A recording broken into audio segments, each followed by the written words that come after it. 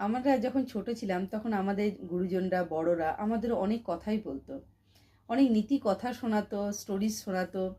সেগুলোর অর্ধেক কথা আমরা হয়তো বুঝতে পারতাম, কিছু কথা বুঝতেই পারতাম না। ইনফ্যাক্ট সেই কথাগুলোর যেগুলো বুঝতে পারতাম না সেগুলো গুরুত্বও দিতাম না। কিন্তু আজকে এই বয়সে এসে দাঁড়িয়ে সেই কথাগুলো আমরা খুব ভালোভাবে রিয়েলাইজও করতে পারছি, তার মানে বুঝতে পারছি। দেখুন, অনেক মহাপুরুষ অনেক কথাই বলেছেন।